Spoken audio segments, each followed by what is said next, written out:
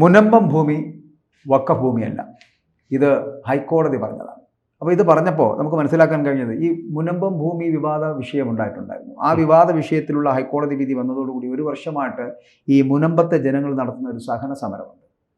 സത്യത്തിൽ ആ സഹന സമരത്തിൻ്റെ വിജയമല്ലേ ഇത്? 100% അവർ ആഹ്ലാദ പ്രകടനം നടത്തി കഴിഞ്ഞല്ലോ. സഹന സമരത്തിൻ്റെ സമ്പൂർണ്ണ വിജയം എന്ന് പറയാൻ പറ്റില്ല. വഖഫ് ബോർഡ് ഇതങ്ങ് അംഗീകരിക്കുന്നതിന് പകരം മനുഷ്യദ്രോഹപരമായി, മലയാളി ദ്രോഹപരമായിട്ട് ആ പാവപ്പെട്ട ആ കർഷകരെ പിന്നെയും വേട്ടയാടുക, അപ്പീലുമായിട്ട് സുപ്രീം കോടതിയിലേക്ക് പോകും. അപ്പോൾ അവരെ വേട്ടയാടുക, അവരെ എങ്ങനെയെങ്കിലും ഉപദ്രവിക്കുകയാണ് ഇവരുടെ ലക്ഷ്യം. ഇവർ ഭൂമിയില്ലാത്തവരൊന്നുമല്ല. ഇവരുടെ അര സെന്റ് ഭൂമിയിൽ എന്തെങ്കിലും കൃഷി നടത്താനല്ല. ഇത് പള്ളിയുടേതാണ്. ഇവിടെയും പറയുന്ന മതമാണ് പ്രശ്നം എന്നുള്ളതാണ്. ആ മതം പറയുന്നതോ കാരുണ്യം, സമാധാനത്തിൻ്റെ മതമെന്നാണ് പറയുന്നത്. അതെങ്കിലും അംഗീകരിച്ചുകൊണ്ട് ഇത് ഞങ്ങൾ വിട്ടുതരുന്നു എന്ന് ഇവർക്ക് പറയായിരുന്നു. ഈ ഘട്ടത്തിലെങ്കിലും സൗഹാർദ്ദപരമായിട്ടൊരു പരിഹാരമാകുമായിരുന്നു. ഇതങ്ങനെയല്ലേ വഖഫിൻ്റെ ആയിട്ട് ഇത് പാവങ്ങൾക്ക് വിതരണം ചെയ്യുമോ? ഇസ്ലാം സമുദായത്തിലെ തന്നെ പാവങ്ങൾക്ക് അത് വിതരണം ചെയ്യില്ല, മറിച്ച് വഖഫ് പ്രോപ്പർട്ടിയായിട്ട് വെച്ചുകൊണ്ടിരിക്കും. അതെങ്കിലും ഒവൈസിയെ പോലെ പ്രബലരായിട്ടുള്ള വ്യക്തികൾ അത് അടിച്ചു മാറ്റുകയും ചെയ്യും. അതാണ് സംഭവിച്ചുകൊണ്ടിരിക്കുന്നത്. അതിനെതിരെയാണ് പുതിയ ബില്ല് വന്നത്. ആ ബില്ല് വന്നപ്പോൾ ഒറ്റക്കെട്ടായിട്ട് കേരളം മുഴുവൻ നിയമസഭയും പാസ്സാക്കിയല്ലോ, ഏകകണ്ഠമായിട്ട് അതിനെ എതിർക്കുന്ന ഒരു ബില്ല്, ഒരു പ്രമേയം പാസ്സാക്കി വിട്ടല്ലോ. അങ്ങനെ പല BJP വിരുദ്ധമായിട്ടുള്ള ഗവൺമെൻറ്റുകളെല്ലാം അങ്ങനെ ചെയ്തു. ഏതാണ്ട് 406ഓളം കക്ഷികളാണ് ഈ ബില്ല്, പുതിയ ബില്ല്, BJP കൊണ്ടുവന്ന ബില്ല് ആക്ട് ആക്കുന്നതിനെതിരെ സുപ്രീം കോടതിക്ക് കൊണ്ടുപോയിട്ട് ഫയൽ ചെയ്തത്. ഇതിനെയെല്ലാം തള്ളിക്കളഞ്ഞുകൊണ്ട് 1-2 ചെറിയ വകുപ്പുകൾ, ഭേദഗതികൾ വരുത്തിക്കൊണ്ട് ഈ ബില്ല് ആക്ട് ആക്കുന്നതിന് ഒരു കുഴപ്പമില്ലെന്ന് സുപ്രീം കോടതി സ്വമേധയാ പ്രതികരിക്കുകയായിരുന്നു, വിധി പ്രസ്താവിക്കുകയായിരുന്നു. ഇതെങ്കിലും മാനിച്ചുകൊണ്ട്, അതിൻ്റെ അന്തസത്ത എങ്കിലും മാനിച്ചുകൊണ്ട്, അതിൻ്റെ സ്പിരിറ്റ് ഉൾക്കൊണ്ടുകൊണ്ട് ഇവിടെ ഏറെക്കാലമായി നീറുന്ന കർഷകരെ, മത്സ്യത്തൊഴിലാളികളെ, അവരുടെയൊക്കെ രക്ഷയ്ക്ക് വേണ്ടിയിട്ട് ഈ ഭൂമി നിങ്ങൾ ഏറ്റെടുത്തുകൊള്ളുക, അതും ജീവകാരുണ്യപരമായിട്ടുള്ള ദൈവത്തിന് ഇഷ്ടപ്പെടുന്ന ഒരു പ്രവൃത്തിയാണ്, അതുപോലും ചെയ്യാൻ തയ്യാറാവാതെ വീണ്ടും അപ്പീലുമായിട്ട് സുപ്രീം കോടതിയിലേക്ക് നിയമത്തിൻ്റെ വഴിക്ക് പോവുക. കുറേ കാലം കൂടി ഇവരെ ഇങ്ങനെ ഇട്ട് വേട്ടയാടാമെന്നല്ല, അതുകൊണ്ട് പ്രയോജനം ഉണ്ടാവുന്നില്ല. കാരണം നരേന്ദ്രമോദി ഗവൺമെൻറ് കൊണ്ടുവന്ന പുതിയ ബില്ലിൻ്റെ പശ്ചാത്തലത്തിൽ ഈ ഭൂമിക്ക് മേൽ വഖഫ് ബോർഡിന് യാതൊരു വിധമായിട്ടുള്ള അധികാരവും ഇല്ല. അങ്ങനെയാണെങ്കിൽ ചെയ്യേണ്ടത് ഈ പറയുന്ന പോലെ കോടതി ഉത്തരവ് വന്നു കഴിഞ്ഞിരിക്കുന്നു. ഈ കോടതി ഉത്തരവ് സർക്കാർ നടപ്പിലാക്കേണ്ടതല്ലേ? അങ്ങനെ നടപ്പിലാക്കുമോ? കാരണം മുനമ്പം കമ്മീഷൻ റിപ്പോർട്ടൊക്കെ മുമ്പിൽ നിൽക്കുമ്പോൾ സ്വാഭാവികമായിട്ട് നടപ്പിലാക്കുവാനുള്ള ബാധ്യത, കോടതി വിധി നടപ്പിലാക്കാനുള്ള ബാധ്യത സർക്കാരിനുണ്ട്. പക്ഷേ നടപ്പിലാക്കുമെന്നുള്ളതാണ്. അല്ല, വഖഫ് ബോർഡ് ഉള്ളതുകൊണ്ട് പറ്റില്ല. കാരണം വഖഫ് ബോർഡ് അതിന് അപ്പീൽ പോകുന്നത് സുപ്രീം കോടതിയിലേക്കാണ്. അപ്പോൾ അന്തിമ വിധി പറയേണ്ടത് സുപ്രീം കോടതിയാണ്. ഇക്കാര്യത്തിൽ സുപ്രീം കോടതി പറഞ്ഞെങ്കിലേ അത് അന്തിമമാണ്. ഇപ്പം പണ്ടാണിതെങ്കിൽ സുപ്രീം കോടതിയിലല്ല മറ്റൊരിടത്തും ഈ വഖഫ് ബോർഡിൻ്റെ വിധി ചോദ്യം ചെയ്യാനുള്ള പ്രൊവിഷനില്ല. ഇപ്പോഴാണ് ഈ ബില്ലിൻ്റെ അടിസ്ഥാനത്തിലാണ് അത് ചോദ്യം ചെയ്യാൻ പ്രൊവിഷൻ വന്നത്. അന്ന് ചോദ്യം ചെയ്യാൻ പ്രൊവിഷൻ വന്നപ്പോൾ തന്നെ ഇവർ അപ്പീൽ പോയി, ഇത് ഇവരുടെ ഭൂമിയാണെന്ന് തെളിയുകയും ചെയ്തു. 404.76 ഏക്കർ ഭൂമി, ഹെക്ടർ അല്ല ഏക്കർ ഭൂമി, അതാണ് പ്രശ്നബാധിതമായിട്ടുള്ള പ്രദേശം. മുനമ്പത്ത് പാവപ്പെട്ടവർ താമസിക്കുന്ന, തിങ്ങിപ്പാർക്കുന്ന സ്ഥലം. ഇതിനെ സംഭവിച്ചത് എന്താണെന്ന് വെച്ചാൽ അതും കൂടെ പറയാം. ചരിത്രം പലതവണ ആവർത്തിച്ചതാണെങ്കിലും ഏതാണ്ട് 69 വർഷം മുമ്പ് മുഹമ്മദ് സിദ്ദീഖ് എന്ന് പറയുന്ന ഒരു സേട്ട് ഫാറൂഖ് കോളേജിന് ഇഷ്ടദാനമായി കൊടുത്തതാണ്. വളരെ സ്പഷ്ടമാണ് അതിൽ നിന്ന് തന്നെ ഇതൊരു വഖഫ് പ്രോപ്പർട്ടി അല്ല. എന്താ കാര്യം? ഇഷ്ടദാനമായിട്ട് എഴുതി കൊടുത്താൽ പോരാ, വഖഫ് പ്രോപ്പർട്ടി ആധാരമായിട്ട് വേണം. ഇതൊരു ആധാരമല്ല, ഇഷ്ടദാനം. അത് വെച്ച് കേരളത്തിന് തന്നെ, ഗവൺമെൻറ്റിന് തന്നെ പണ്ടേ 69 വർഷം മുമ്പേ തീരുമാനമെടുക്കാൻ പറ്റുന്ന ഒരു കാര്യമായിരുന്നു ഇത്. കേരള ഗവൺമെൻറ് ചെയ്തില്ല. കാരണം വ്യക്തമാണല്ലോ, ന്യൂനപക്ഷ പ്രീണനം തന്നെയാണ് എൻ്റെ കാരണം. ധീരമായ തീരുമാനം, മതേതരമായ തീരുമാനം അന്നേ എടുക്കാമായിരുന്നു. ഈ പാവപ്പെട്ട കർഷകർക്ക് ഇത്രയും ഗതികേടുണ്ടാവുകയായിരുന്നില്ല.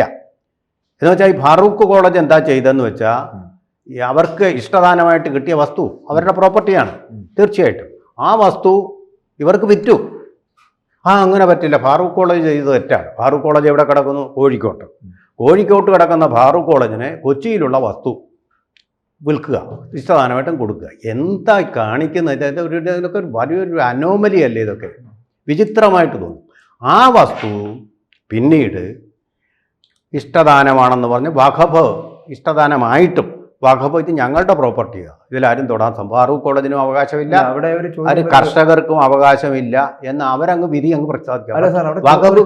അങ്ങനെയല്ല, വഖഫ് വിധി പ്രഖ്യാപിച്ചു കഴിഞ്ഞാൽ പിന്നെ അതിന്റെ മേലെ അപ്പീലില്ല. ഇപ്പോഴാണ് അപ്പീലിന് ഒരു അവസരം കിട്ടിയത്. അല്ല, അതാണ് പറഞ്ഞത്. അവിടെ ചോദ്യമായി മാറുന്ന വെച്ചാൽ വഖഫിന് ഇഷ്ടദാനമായി ലഭിച്ച വസ്തു അത് അവർക്ക് ഇഷ്ടമുള്ളതുപോലെ ഉപയോഗിക്കാൻ കഴിയുന്നതല്ലേ എന്നുള്ള ചോദ്യം. ഇഷ്ടമുള്ള പോലെ വഖഫ് പ്രോപ്പർട്ടി ഒരിക്കലും ഉപയോഗിക്കാൻ പറ്റില്ല. 100% ദൈവത്തിന് വേണ്ടി മാത്രമായിട്ട് കൊടുക്കുന്ന ഭൂമിയെ മാത്രമേ ഈ വഖഫ് പ്രോപ്പർട്ടി എന്ന് പറയാൻ പറ്റൂ. 100% ദൈവം, പള്ളിയുടെ വക, അത്രയേ ഉള്ളൂ, മസ്ജിദിന്റെ വക, അതിനപ്പുറം ഒന്നും ചെയ്യാൻ പറ്റില്ല. അങ്ങനെ 100 കണക്കിനല്ല ലക്ഷക്കണക്കിന് ഏക്കർ ഭൂമി ഇന്ത്യയിലുടനീളമുണ്ട്.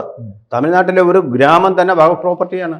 അവരുള്ളവരെല്ലാം ഒഴിപ്പിക്കേണ്ടി വന്നു, കോടതി കേസും കൊണ്ട് ചെന്നു. ഞങ്ങൾക്കൊന്നും ചെയ്യാൻ പറ്റില്ല. വഖഫ് ബോർഡാണ് ഇതിൻ്റെ അന്തിമ തീരുമാനം എടുക്കുന്നത്. അങ്ങനെയുള്ള വേദന ഉൾക്കൊള്ളുന്ന, ആ വേദന കണ്ടുകൊണ്ട് കേന്ദ്ര ഗവൺമെൻറ് കൊണ്ടുവന്ന ബില്ലാണിത്. ഇതിന് കാരണം എന്താ? കോൺഗ്രസ് ഗവൺമെൻറ് 1993 കൊണ്ടുവന്ന പ്രകാരം വഖഫ് ബോർഡിനാണ് അന്തിമ അധികാരി എന്ന് കൊടുത്തു. അതെ, ആ വകുപ്പിനെതിരെയാണ് അത് വെച്ചിട്ടാണല്ലോ അവർ മുതലാക്കുന്നത്. അത് വെച്ചിട്ടാണല്ലോ അവർ മുന്നോട്ട് പോകുന്നത്. ഈ വഖഫിന് പൂർണ്ണമായിട്ടുള്ള അധികാരം ലഭിക്കുന്ന സാഹചര്യത്തിൽ അവർ ചിന്തിക്കുന്നത് എന്തായിരിക്കും? അവരുടെ ഭൂമിയായിട്ട് മാറ്റുക, അവരുടെ ഭൂമിയാക്കി എടുക്കുക. സ്വാഭാവികമായിട്ടുള്ള പ്രക്രിയയാണ്. പക്ഷെ ആ പ്രക്രിയ ഈ താങ്കളിപ്പോൾ പറഞ്ഞ പോലെയാണെങ്കിൽ കഴിഞ്ഞ 69 വർഷങ്ങൾക്ക് മുമ്പ് അല്ലെങ്കിൽ അതോട്ട് ഇങ്ങോട്ടുള്ളവർക്ക് വേണമെങ്കിൽ ഇത് നിയമപരമായിട്ട് മാറ്റാമായിരുന്നു, അതും ഒഴിവാക്കിക്കൊണ്ട്. പലപ്പോഴും കോൺഗ്രസ് സർക്കാരുകൾ കേരളത്തിൽ ഭരിച്ചിരുന്ന കാലഘട്ടങ്ങളിലൊക്കെയും ഈ ന്യൂനപക്ഷ പ്രീണനം നടത്തിയിട്ടുമുണ്ട്, അവരോടൊപ്പം സഞ്ചരിക്കാറുണ്ട് അവർ, അല്ലേ?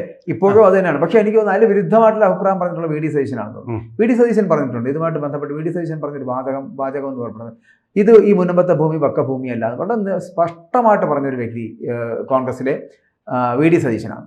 വി ഡി സതീശൻ്റെ ആ നിലപാടുകൾ അംഗീകരിക്കാൻ അങ്ങനെയാണെങ്കിൽ ഇപ്പോൾ UDF തയ്യാറാകും. വി ഡി സതീശൻ പറഞ്ഞതിന് ശേഷം പിന്നെ ആവർത്തിച്ചിട്ടില്ല അത്. കാരണം വി ഡി സതീശൻ അത് പറഞ്ഞു മുസ്ലിം ലീഗ് എതിർപ്പ് വന്നു. മുസ്ലിം ലീഗിന്റെ പിന്തുണയില്ലാതെ UDFന് അടുത്ത തെരഞ്ഞെടുപ്പ് ജയിക്കാൻ പറ്റില്ല.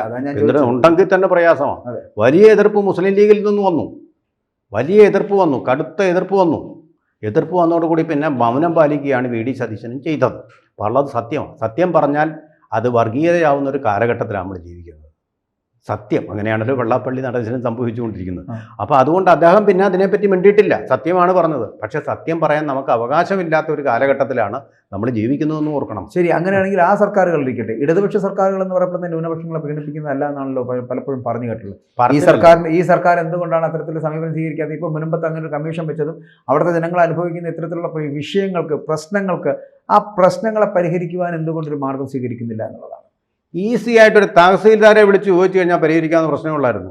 ഇത് ഇഷ്ടദാനമാണ്, ഇത് ആധാരമല്ല, അതുകൊണ്ട് തന്നെ ഇത് വഖഫ് പ്രോപ്പർട്ടി അല്ല, അങ്ങനെ ഇഷ്ടദാനമൊന്നും വഖഫ് പ്രോപ്പർട്ടി ആവത്തില്ല എന്നൊരൊറ്റ കാര്യം ഗവൺമെൻറ് എടുത്തുകൊണ്ട് ഗവൺമെൻറ് ഇത് ജനങ്ങളുടെ വകയാണ്, ഇവർ തന്നെയാണല്ലോ CPM തന്നെയാണോ മണ്ണിന് വേണ്ടി മണ്ണാണ് മണ്ണാണ് മണ്ണാണ് പ്രശ്നമെന്ന് പറഞ്ഞ് കുടിയേറ്റ നിയമവും അതുപോലെ തന്നെ ഭൂപരിഷ്കരണ നിയമവും ഒക്കെ കൊണ്ടുവന്നത് മണ്ണാണ് മണ്ണാണ് ആണ് പ്രശ്നം.